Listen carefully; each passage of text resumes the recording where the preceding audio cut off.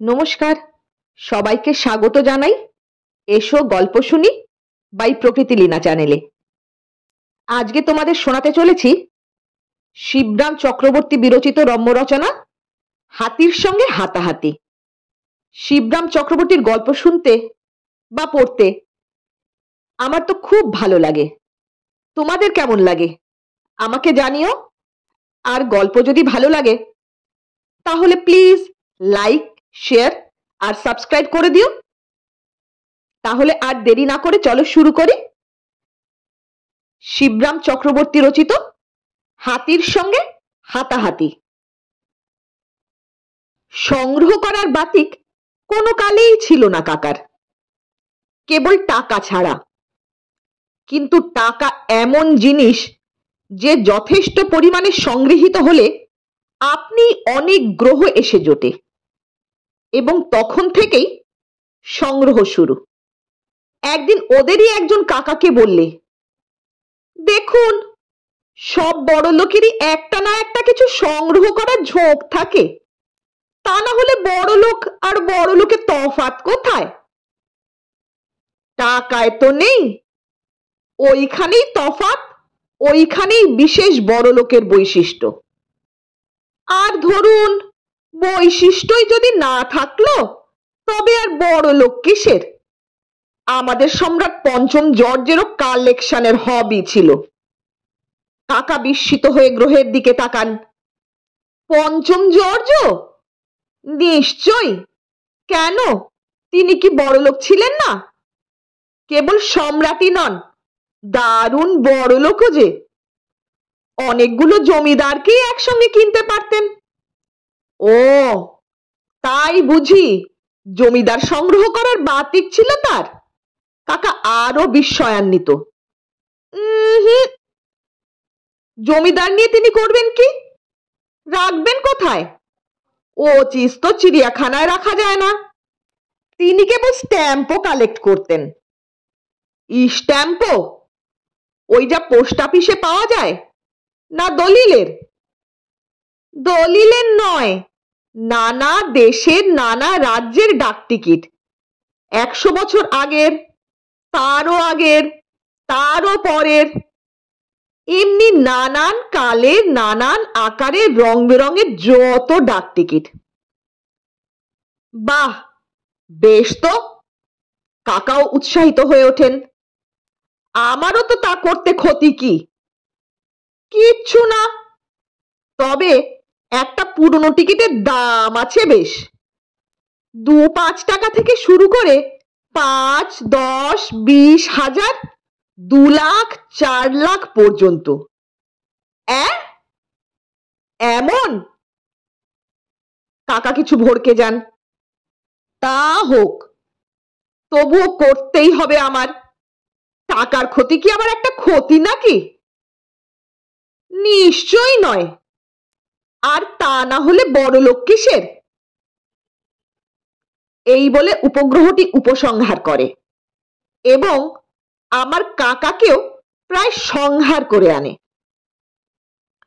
কাকা স্ট্যাম্প সংগ্রহ করছেন, এ খবর রটতে বাকি থাকে না। 50 খানা অ্যালবাম যখন প্রায় ভরিয়ে এনেছেন, তখন একদিন সকালে উঠে দেখেন বাড়ির সামনে 500 ছেলে দাঁড়িয়ে। কি ব্যাপার? জিজ্ঞাসাবাদে জানা যায় ওরা সবাই এসেছে কাকার কাছে, কেউ স্ট্যাম্প বিক্রি করতে, কেউ বা কিনতে। সবারই হাতে স্ট্যাম্পের অ্যালবাম। কাকা তখন গ্রহকে ডাকিয়ে পাঠান। একই কাণ্ড, এরাও সব স্ট্যাম্প সংগ্রহ করছে যে। করছে বলে করছে, অনেক দিন ধরে করছে, আমার ঢের আগের থেকে। একই কাণ্ড। কি হয়েছে তাতে? গ্রহটি ভয়ে ভয়ে বলে। কাকার ভাবভঙ্গি তাকে ভীত করে তুলেছে তখন। কেন, ওদের কি ও কাজ করতে নেই? সবাই যা করছে, পাড়ার পুচকে ছোড়াটা পর্যন্ত। কাকা এবারে একেবারে ফেটে পড়েন। তুমি আমাকে লাগিয়েছো সেই কাজে? ছ্যাঃ, কেন, এরাও কি সব বড় লোক নাকি? বড় বালকও তো নয়।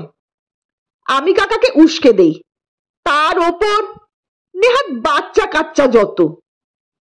কাকা আবার আফসোস করতে থাকেন, স্ট্যাম্পে আমার 10,000 টাকা তুমি জলে দিলে। হ্যাঁ, গ্রহ আর কি জবাব দেবে? সে তখন বিগ্রহে পরিণত হয়েছে। পাথরের প্রতিমূর্তির মতোই, তার মুখে কোনো ভাবান্তর নেই। তিতি বিরক্ত হয়ে কাকা নিজের যত অ্যালবাম খুলে ছিঁড়ে চ্যাংড়াদের ভেতর স্ট্যাম্পের লুট লাগিয়ে দেন সেই দণ্ডেই। কিন্তু স্ট্যাম্প ছাড়লো, বাতিক তাকে ছাড়লো না। বাতিক জিনিসটা প্রায় বাতের মতোই, একবার ধরলে ছাড়ানো দায়। তিনি বললেন, স্ট্যাম্পও নয়, এমন জিনিস সংগ্রহ করতে হবে যা কেউ করে না, করতেও পারে না। সেই রকম কিছু থাকে তো তোমরা আমায় বাতলাও। তখন নবগ্রহ মিলে মাথা ঘামাতে শুরু করলো। তাদের প্রেরণায় তাদেরই আরো 90 জন উপগ্রহের মাথা ঘামতে লাগলো। নতুন হবি বের করতে হবে, এবার রীতিমতন বুদ্ধি খাটিয়ে। নানা রকমের প্রস্তাব হয়। খেচরের ভেতর থেকে প্রজাপতি, পাখির পালক, জলচরের ভেতর থেকে রঙিন মাছ, কচ্ছপের খোলা ইত্যাদি। ভূচরের ভেতর থেকে পুরনো আসবাবপত্র, সেকেলে ঢাল, তলোয়ার, চিনের বাসন, গরুর গলার ঘন্টা, রং বেরঙের নুড়ি, যত রাজ্যের খেলনা। কাকা সমস্তই বাতিল করে দেন। সবাই পারে সংগ্রহ করতে এসব, কেউ না কেউ করেছেই। তখন পকেট চরদের উল্লেখ হয়। নানা দেশের একালের সেকালের মোহর, টাকা পয়সা, সিকি, দুয়ানি ইত্যাদি। ফাউন্টেন পেন, দেশলাইয়ের বাক্সকেও পকেট চরদের মধ্যে ধরা হয়েছিল। কিন্তু কাকাকে রাজি করানো যায় না। কেউ না কেউ করেছেই এসব, এতদিন ধরে ফেলে রাখিনি নিশ্চয়ই। কেউ কেউ মরিয়া হয়ে বলে, কেরোসিনের ক্যানিস্তারা, নসির ডিব্বে, জগঝম্প কিংবা গাজার কলকে। অর্থাৎ চরাচরের কিছুই তখন বাকি থাকে না। কাকা তথাপি ঘাড় নাড়েন।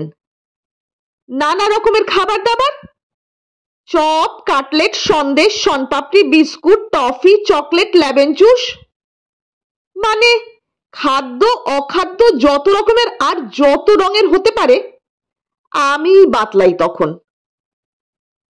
তবুও কাকার উৎসাহ হয় না।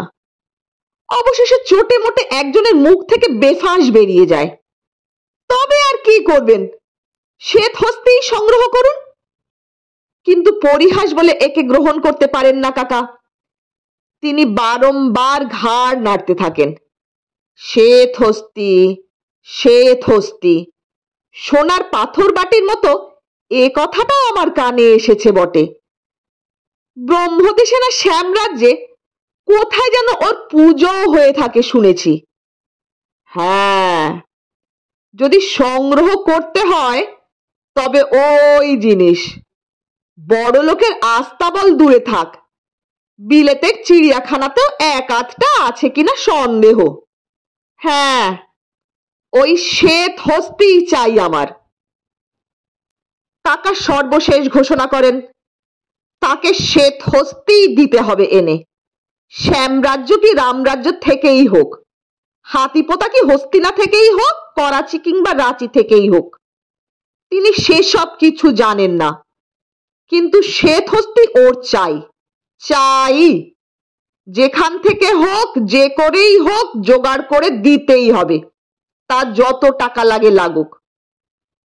এক আধখানা হলে হবে না, অন্তত ডজন খানেক চাই তার, না হলে কালেকশন আবার কাকে বলে? এই ঘোষণাপূর্বক তৎক্ষণাৎ তিনি ইঞ্জিনিয়ার কন্ট্রাক্টর ডাকিয়ে আসন্ন শ্বেত হস্তিদের জন্য বড় করে আস্তাবল বানানোর হুকুম দিয়ে দিলেন। আশ্চর্য, 2 সপ্তাহের ভেতর জনৈক শ্বেত হস্তিও এসে হাজির। নবগ্রহের একজন উপগ্রহ কোথা থেকে সংগ্রহ করে আনে যেন। কাকা তো উচ্ছ্বসিত হয়ে ওঠেন, বটে বটে, এই শ্বেতহস্তি, এই সেই, বাহ, দিব্যি ফর্সা রং তো, বাহ বাহ। অনেকক্ষণ তার মুখ থেকে বাহবা ছাড়া আর কিছুই শোনা যায় না। হাতিটাও সাদা সুর নেড়ে তার কথার সমর্থন জানায়।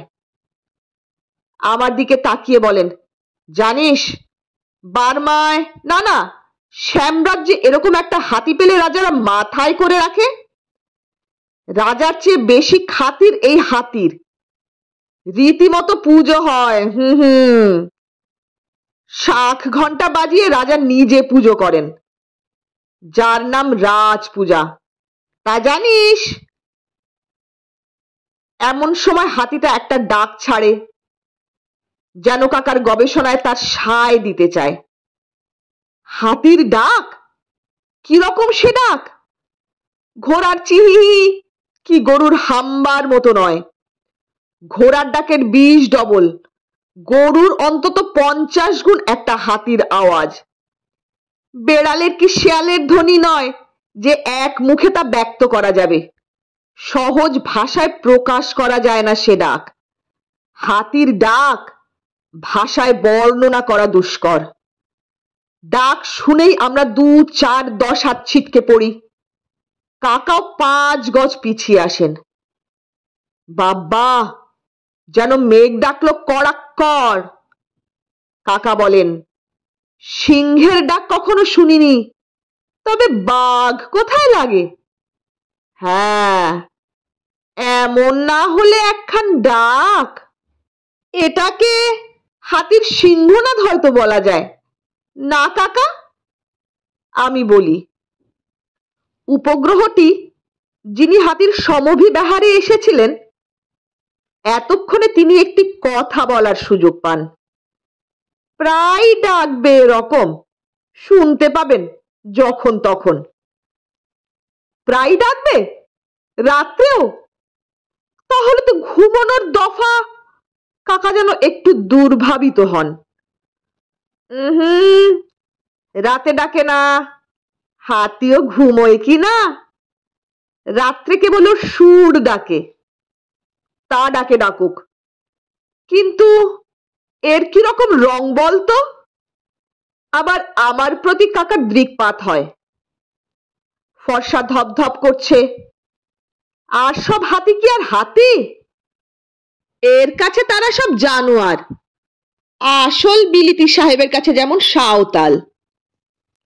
এই ফর্সা রংটি বজায় রাখতে হলে সাবান মাখিয়ে একে চান করাতে হবে 2 বেলা, ভালো বিলিতি সাবান। পয়সার জন্য পরোয়া করলে চলবে না, নইলে আমার এমন সোনার হাতি কালো হয়ে যেতে কতক্ষণ। অমন কাজটিও করবেন না, উপগ্রহটি সবিনয়ে প্রতিবাদ করে। ওইটি বারণ, স্নান টান একেবারে বন্ধ।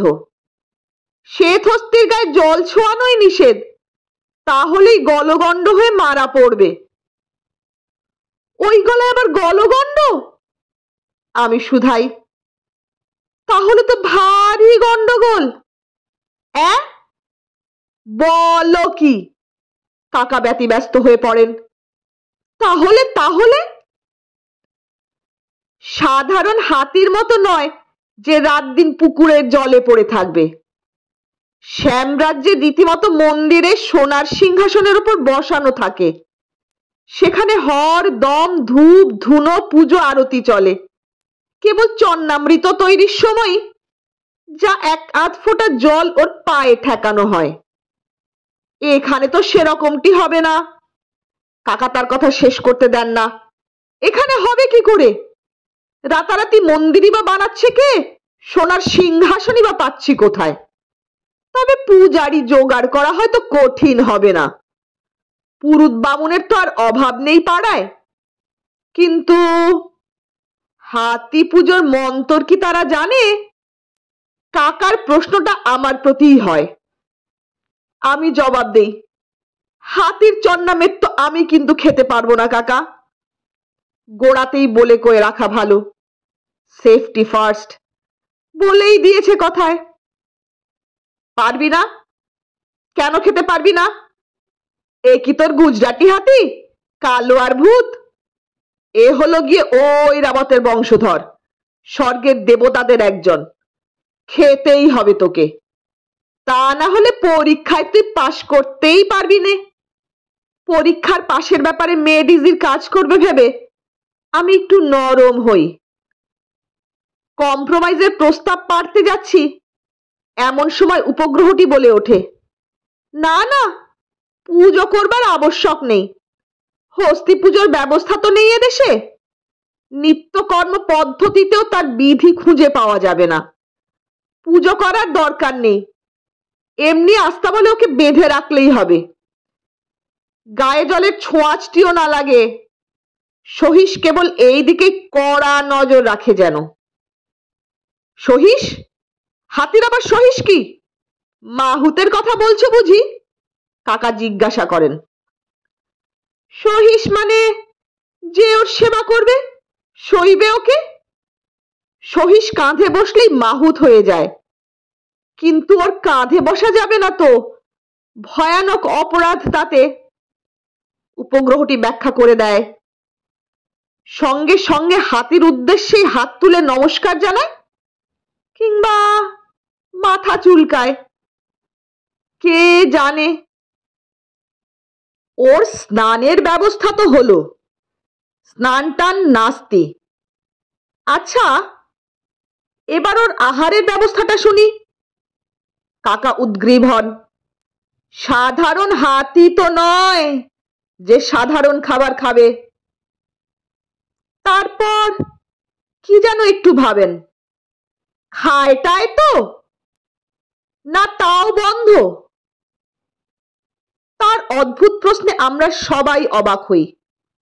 বলে ফেলি, খাবে না কি বলছেন? না খেলে অত বড় দেহ টেকে কখনো তাহলে? হাতির খোরাক বলে থাকে কথায়। আমি ভাবছিলাম চান টানের পাট যখন নেই, তখন খাওয়া টাওয়ার হাঙ্গামা আছে কিনা কে জানে। কাকা ব্যক্ত করেন, তা কি খায়ও বলো তো? উপগ্রহটি বলে, সব কিছুই খায়। সে বিষয়ে ওর রুচি খুব উদার। মানুষ পেলে মানুষ খাবে, মহাভারত পেলে মহাভারত। মানে মানে মানুষ আর মহাভারতের মাঝামাঝি ভূভারতে যা কিছু আছে সবই খেতে পারে। আমি টিপ্পনি কাটি, তাহলে হজম শক্তিও বেশ ওর। ভালো, খুবই ভালো। কাকা সন্তোষ প্রকাশ করেন। যদি মানুষ পায় কতগুলো খাবে? টাটকা মানুষ অবশ্যই, যতগুলো ওর কাছাকাছি আসবে। টাটকা বাসি নিয়ে বড় বিশেষ মাথা ঘামাবে না, বলেছি তো, খুব উদার রুচি। তুই ওর কাছে যাস নে যেন, খবরদার। কাকা আমাকে সাবধান করেন। তবে তোকে ও মানুষের মধ্যে ধরবে কিনা কে জানে। হ্যাঁ, তা ধরবে কেন? আমি মনে মনে রাগি। তা যদিও ধরতে না পারে, তাহলে ওকেই বাকে মানুষের মধ্যে ধরতে যাচ্ছে। ওর রুচি যেমনই হোক, ওর বুদ্ধি শুদ্ধির প্রশংসা তো আমি করতে পারবো না। কাকার মধ্যেই বরং ওকে গণ্য করব আজ থেকে। তবে একেবারে নিশ্চিন্ত হতে চান কাকা, খাদ্য হিসেবে কি ধরনের মানুষের ওপর ওর বেশি ঝোঁক। এবার কটাক্ষে আমার দিকে তাকিয়ে নেন। আমার জন্যই ওর যত ভাবনা যেন। চেনাদেরই পছন্দ করবে বেশি, তবে অচেনার ওপরেও বিশেষ আক্রোশ নেই। পেলে তাদেরও ধরে খাবে। ভালো ভালো। আর কতগুলো মহাভারত প্রত্যেক ক্ষেপে? পুরো একটা সংস্করণই সাবড়ে দেবে। বলছো কি? অষ্টাদশ পর্ব ইয়া ইয়া মোটা 1000 কপি অনায়াসে। উপগ্রহটি জোরের সঙ্গে বলে, অনায়াসে। সচিত্র মহাভারত? কাকা বাক্যটাকে শেষ করে আনেন। ছবি টবির মর্ম বোঝে না। আমি যোগ করি, সেই রকম বলেই বোধ হচ্ছে। কাকা মন্তব্য করেন, আরে সবাই কি আর চিত্রকলার সমজদার হতে পারে? উপগ্রহের প্রতি প্রশ্ন হয়, সে কথা থাক, মানুষ আর মহাভারত ছাড়া আর কি খাবে? খুঁটিনাটি সব জেনে রাখা ভালো। ইট পাটকেল পেলে মহাভারত ছুবেও না, শাল দোশালা পেলে ইট পাটকেলের দিকে তাকাবেও না। শাল দোশালা ছেড়ে বেতালকেই বেশি পছন্দ করবে, কিন্তু রসগোল্লা যদি পায় তো বেতালকেও ছেড়ে দেবে। রসগোল্লা ফেলে কলা গাছ খেতে চাইবে, মানে এক আলিগড়ের মাখন ছাড়া আর সব কিছুই খাবে। কেন মাখন নয়? কেন? মাখন তো সুখাদ্য। মাখনকে জুত মতো ঠিক পাকড়াতে পারবে না কিনা, সুরেই লেপ্টে থাকবে। ওকে কায়দায় আনা কঠিন হবে ওর পক্ষে। ও, কাকা এইবার বুঝতে পারেন। হ্যাঁ, যা বলেছেন, মাখন বাগানো সহজ নয় বটে। আমি বলি, এক পাউরুটি ছাড়া আর কেউ তা বাগাতে পারে না। যাক, খাদ্য তো হলো, এখন পানীয়। কাকা জিজ্ঞাসু হন, তরল পদার্থ যা কিছু আছে, দুধ, জল, ঘোলের শরবত, ক্যাস্টর অয়েল, মেথিলেটেড স্পিরিট, কত আর বলবো। কার্বলিক অ্যাসিডেও কিচ্ছু হবে না ওর, তারও 2-10 বোতল এক চুমুকে নিঃশেষ করতে পারে, কেবল এক চা খায় না। ওটা গুড হ্যাবিট, ভালো ছেলের লক্ষণ। কাকা ঈষৎ খুশি হন। সিগারেট টানতে শেখেনি নিশ্চয়ই? সবই তো জানা হলো, কিন্তু কি পরিমাণ খায় তা তো কই বললে না। হে, যত ঝুঁকিয়ে উঠতে পারবেন, এক আধ মন এক আধ নিঃশ্বাসে উড়িয়ে দেবে, তাতে আর কি হয়েছে? কেবল এক মানুষটাই পেরে উঠবো না বাপু, ইংরেজ রাজত্ব কিনা। হাতিকে কিংবা আমাকেই কাকে ধরে ফাঁসিতে লটকে দেয় কে জানে। তবে আজই বাজারে যত মহাভারত আছে সব বইয়ের দোকানে অর্ডার দিচ্ছি। ময়রাদের বলে দিচ্ছি রসগোল্লার ভিয়েন বসিয়ে দিতে। আমার কলা বাগানটাও ওরই নামে উইল করে দিলাম, পুত্র পৌত্রাদি ক্রমে ভোগ দখল করুক। আর ইট পাটকেল? ইট পাটকেলের অভাব কি? আস্তাবল বানিয়ে যা বেঁচেছে, আস্তাবলের পাশেই পাহাড় হয়ে আছে। যত ওর পেটে ধরে ইচ্ছে মতো বেঁচে খাক, কোনো আপত্তি নেই আমার। অতঃপর মহা সমারোহে হস্তিপ্রভুকে আস্তাবলে নিয়ে যাওয়া হলো। আমরা সবাই শোভাযাত্রা করে পেছনে যাই। শেকল দিয়ে ওর 4 পা বেঁধে আটকানো হয় শক্ত খুঁটির সঙ্গে। সুরটাকেও বাধা হবে কিনা আমি জিজ্ঞাসা করি। সুর ছাড়া থাকবে, জানতে পারা যায়। সুর দিয়ে ওরা খায় কিনা? কেবল তরল ও স্থল খাদ্যই নয়, হাওয়া খেতে হলেও এই সুরের দরকার। হাতির দাম শুনে তো আমার চক্ষু স্থির। 50,000-এর 1 পয়সা কম নয়। যে লোকটা বেচেছে সে থাকে 200 ক্রোশ দূরে। তার এক আত্মীয় শ্যামরাজ্যের জঙ্গল বিভাগে কাজ করে, সেখান থেকে ধরে ধরে চালান পাঠায়। উপগ্রহটি অনেক কষ্টে বহুত জপিয়ে আরো কেনার লোভ দেখিয়ে এটি তার কাছ থেকে এত কমে আদায় করতে পেরেছেন, নইলে পুরো লাখ টাকাই ওর দাম লাগতো। এই হস্তিরত্নের আসলে যথার্থই দাম হয় না, অমূল্য পদার্থ বলতে গেলে। হাতিকে এত দূর হাঁটিয়ে আনতে তার সঙ্গে সঙ্গে হেঁটেও আসতে ভদ্রলোকের কম কষ্ট হয়নি। কিন্তু কাকার হুকুম, কেবল সেই জন্যই, নইলে কে আর প্রাণের মায়া তুচ্ছ করে এহেন বিশ্বগ্রাসী মারাত্মক শ্বেতহস্তির সঙ্গে। তা তো বটেই। কাকা অম্লান বদনে তখনই তাকে একটা 50,000-এর চেক কেটে দেন। আরো আছে এমন, আরো আনা যায়। উপগ্রহটি জানান, এরকম শ্বেতহস্তি যত চান, 10, 20, 50 ওই এক দর কিন্তু। আরো আছে এমন। কাকা এক মুহূর্ত একটু ভাবেন। বেশ, তুমি আনাবার ব্যবস্থা করো। তাতে আর কি হয়েছে? 25 লাখ টাকার শ্বেতহস্তি কিনবো না হয়। হয়েছে কি? বড় মানুষের বড় খেয়াল।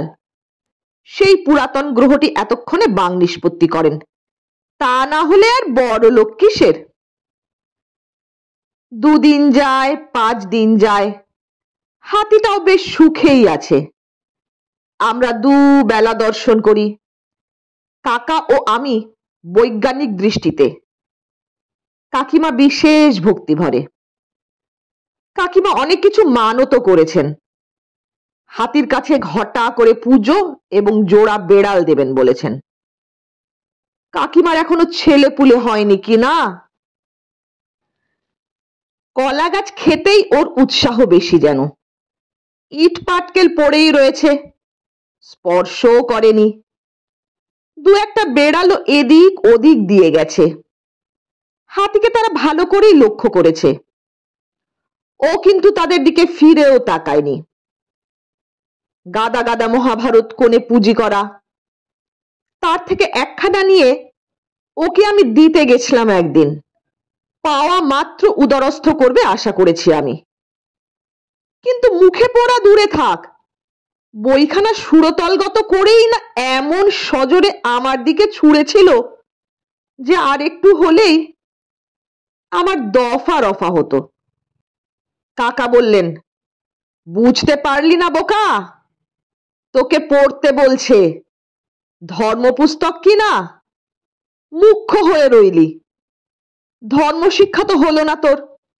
ধর্মশিক্ষা মাথায় থাক। কাকার পুণ্যের জোরে প্রাণে বেঁচে গেছি সেই রক্ষে। না, এরপর থেকে এই ধর্মাত্মা হাতির কাছ থেকে সন্তর্পণে সুদূরে থাকতে হবে। 7 হাত দূর থেকে বাতচিত। এইভাবে হপ্তা 3 কাটার পর হঠাৎ একদিন বৃষ্টি নামলো। মুড়ি পাঁপড় ভাজা দিয়ে অকাল বর্ষণটা উপভোগ করছি আমরা। এমন সময় মাহুত ওরফে সহিস এসে খবর দিল, বাদলার সঙ্গে সঙ্গে হাতিটার ভয়ানক ছটফটানি আর হাঁক ডাক শুরু হয়েছে। ব্যস্ত সমস্ত হয়ে ছুটলাম আমরা সবাই। কি ব্যাপার? সত্যি ভারী ছটফট করছে তো হাতিটা। মনে হয় যেন লাফাতে চাইছে 4 পায়ে। কাকা মাথা ঘামালেন খানিকক্ষণ। বুঝতে পারা গেছে, মেঘ ডাকছে কি না। মেঘ ডাকলে ময়ূর নাচে, হাতিও নাচতে চাইবে। আর আশ্চর্য কি, ময়ূর আর হাতি বোধহয় এক জাতীয়। কার্তিক ঠাকুরের পাছার তলায় ময়ূর আর গণেশ ঠাকুরের মাথায় ওই হাতি। আত্মীয়তা থাকাই স্বাভাবিক। যাই হোক, ওর 3 পায়ের শেকল খুলে দাও, কেবল 1 পায়ের থাক, নাচুক একটুখানি। 3 পায়ের শেকল খুলে দিতেই ও যা শুরু করলো, হাতির ভাষায় তাকে নাচই বলা যায় হয়তো। কিন্তু সেই নাচের উপক্রমেই আর 1 পায়ের শেকল ভাঙতে দেরি হয় না। মুক্তি পাবা মাত্র হাতিটা ঊর্ধ্বশ্বাসে বেরিয়ে পড়ে। সহিস বাধা দেবার সামান্য প্রচেষ্টা করেছিল, কিন্তু এক সুরের ঝাপটায় তাকে ভূমিসাৎ করে দিয়ে চলে যায়। তারপর দারুণ আর্তনাদ করতে করতে মুক্তকচ্ছ সুর তুলে ছুটতে থাকে সদর রাস্তায়। আমরাও দস্তুর মতন ব্যবধান রেখে পেছন পেছন ছুটি, কিন্তু হাতির সঙ্গে ঘোর দৌড়ে পারবো কেন? আমাদের মানুষদের 2টি করে পা মাত্র সম্বল, হাতির তুলনায় তাও খুব সরু সরু। দেখতে দেখতে হাতিকে আর দেখা যায় না, কেবল তার ডাক শোনা যায় অতি দূর দূরান্ত থেকে। 3 ঘন্টা পরে খবর আসে, মাইল 5 দূরে এক পুকুরে গিয়ে সে ঝাঁপিয়ে পড়েছে। আত্মহত্যা করবে না তো হাতিটা? শ্বেত হস্তির কাণ্ড কিছুই বোঝা যায় না। কাকিমা কাঁদতে শুরু করেন, পুজো আচ্ছা করা হয়নি ঠিক মতন, হস্তিদের তাই হয়তো অমন খেপে গেছেন। এখন কি সর্বনাশ হয় কে জানে, বংশ লোপই হবে গিয়ে হয়তো। বংশ বলতে তো সর্বসাকুল্যে আমি, যদিও পরশময়ীপদী। কাকিমার কান্নায় আমারই ভয় করতে থাকে। কাকা এক হাঁড়ি রসগোল্লা নিয়ে ছোটেন শ্বেত হস্তিকে প্রসন্ন করতে। আমরা সকলেই চলি কাকার সঙ্গে, কিন্তু হাতির যেরকম নাচ আমি দেখেছি, তাতে সহজে ওকে হাতানো যাবে বলে আমার ভরসা হয় না। পথের ধারে মাঝে মাঝে ভাঙা আটচালা চোখে পড়ে, সেগুলো ঝড়ে উড়েছে কি হাতিতে উড়িয়েছে বোঝা যায় না সঠিক। আশেপাশে জনপ্রাণীও নেই যে জিজ্ঞাসা করে জানা যাবে। যতদূর সম্ভব হস্তি বরেরই কীর্তি সব। শ্বেত শুন্ডের আবির্ভাব দেখেই বাসিন্দারা মুল্লুক ছেড়ে সটকেছে, এই রকমই সন্দেহ হয় আমাদের। কিছু দূর গিয়ে হস্তিলীলার আরো ইতিহাস জানা যায়। একদল গঙ্গা যাত্রী একটি আধমরাকে নিয়ে যাচ্ছিল গঙ্গা যাত্রায়। এমন সময় মহাপ্রভু এসে পড়েন। অমন ঘটা করে ঢাক ঢোল পিটিয়ে রাস্তা জুড়ে যাওয়াটা ওর মনোপুত হয় না। উনি ওদের ছত্রভঙ্গ করে দেন। শোনা গেল একজনকে অনেক দূর অবধি তাড়িয়ে নিয়ে গেছেন, কেবল বাদ দিয়েছেন কেন জানা যায়নি সেই গঙ্গা যাত্রীকে। সেই বেচারা অনেকক্ষণ অবহেলায় পড়ে থেকে অগত্যা উঠে বসে দেহরক্ষার কাজটা এ যাত্রা স্থগিত রেখে একলা হেঁটে বাড়ি ফিরে গেছে। অবশেষে সেই পুকুরের ধারে এসে পড়া গেল। কাকা বহু সাধ্য সাধনা অনেক স্তব স্তুতি করেন। হাতিটা সুর খাড়া করে শোনে সব, কিন্তু নড়ে চড়ে না। রসগোল্লার হাঁড়ি ওকে দেখানো হয়, ঘাড় বাঁকিয়ে দেখে, কিন্তু বিশেষ উৎসাহ দেখায় না। পুকুরটা তেমন বড় নয়। কাকা একেবারে জলের ধারে গিয়ে দাঁড়ান। কাছাকাছি গিয়ে কথা কইলে ফল হয় যদি। কিছু ফল হয়, কেননা হাতিটা কাকা বরাবর তার সুর বাড়িয়ে দেয়। আমি বলি, পালিয়ে এসো কাকা, ধরে ফেলবে। দূর, আমি কি ভয় খাবার ছেলে? তোর মতন অত ভীতু নই আমি। কাকার সাহস দেখা যায়। কেন, ভয় কিসের? আমাকে কিছু বলবে না, আমি ওর মনিব। মনিব শ্রী বিষ্ণু সেবক। বলতে বলতে কাকা জিভ কাটলেন, কান মরলেন নিজের। মনিব হব কেন? অপরাধ নিও না প্রভু শ্বেতহস্তি। আমি তোমার ভক্ত, শ্রীচরণের দাসানুদাস। কি বলতে চাও বলো, আমি কান বাড়িয়ে দিচ্ছি। তোমার ভক্তকে তুমি কিছু বলবে না, আমি জানি। হাতির মতো কৃতজ্ঞ জীব দুনিয়ায় দুটি নেই। আর তুমি তো সামান্য হাতি নও, তুমি হচ্ছ একজন হস্তি সম্রাট। কাকা কান বাড়িয়ে দেন, হাতি সুর বাড়িয়ে দেয়। আমরা রুদ্ধশ্বাসে উভয়ের উৎকর্ণ আলাপের অপেক্ষা করি। হাতিটা কাকার সর্বাঙ্গে তার সুর বোলায়, কিন্তু সত্যিই কিছু বলে না। কাকার সাহস আরো বেড়ে যায়। কাকা আরো এগিয়ে যান, আমার দিকে ভ্রুক্ষেপ করেন। দেখছিস কেমন আদর করছে আমায়, দেখছিস? কিন্তু হাতিটা অকস্মাৎ সুর দিয়ে কাকার কান পাকড়ে ধরে। কানে হস্তক্ষেপ করায় কাকা বিচলিত হন।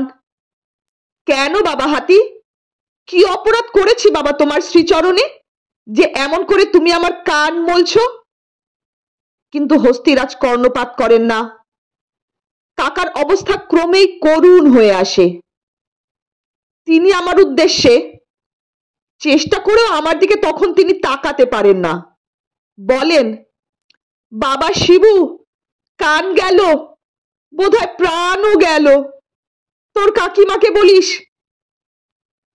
যে সজ্ঞানে আমার হস্তি প্রাপ্তি ঘটে গেছে। আমরা ক্ষিপ্র হয়ে উঠি, কাকাকে গিয়ে ধরি। জলের মধ্যে একা হাতি, স্থলের মধ্যে আমরা সবাই। হাতির চেষ্টা থাকে কাকার কান পাকড়ে জলে নামাতে, আর হাতির চেষ্টা যাতে ব্যর্থ হয় সেই দিকেই আমাদের প্রচেষ্টা।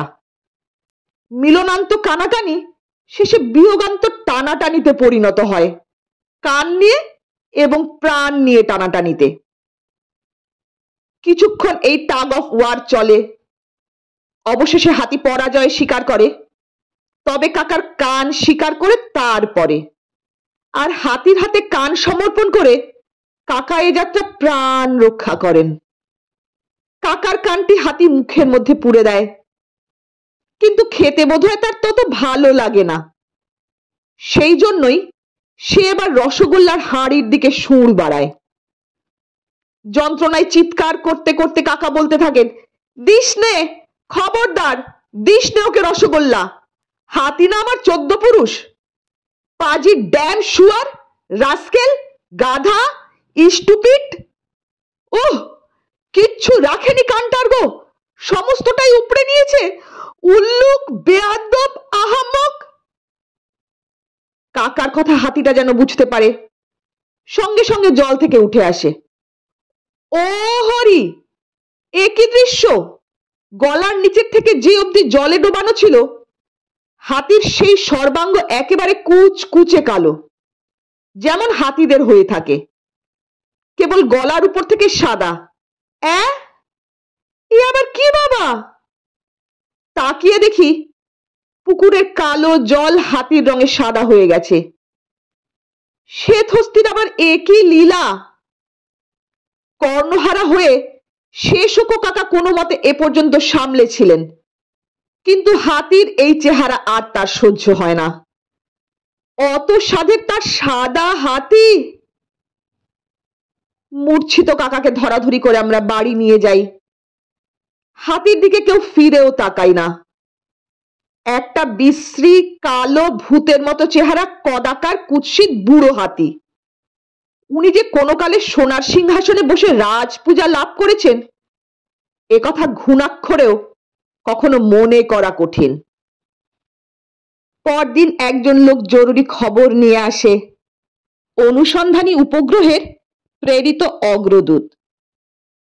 উপগ্রহটি আরো 50টি শ্বেত হস্তি সংগ্রহ করে কাল সকালেই এসে পৌঁছাচ্ছেন, এই খবর। কাকার আদেশে প্রাণ তুচ্ছ করে, বহু কষ্ট স্বীকার করে 200 ক্রোশ দূর থেকে 4 পেয়ে হাতিদের সঙ্গে 2 পায়ে হেঁটে তিনি, ইত্যাদি ইত্যাদি। কিন্তু কে তুলবে এই খবর কাকার কানে? মানে কাকার অপর কানে? কেমন লাগলো তোমাদের শিবরাম চক্রবর্তী বিরচিত হাতির সঙ্গে হাতাহাতি গল্পটি? যদি ভালো লাগে তাহলে একটু লাইক, শেয়ার আর সাবস্ক্রাইব করে দিও, আর সেই সঙ্গে বেল আইকনটিতে সামান্য আঙুল ছুঁয়ে দিও। তাহলে আজ এ পর্যন্তই। এখন আসি, ভালো থেকো, টাটা।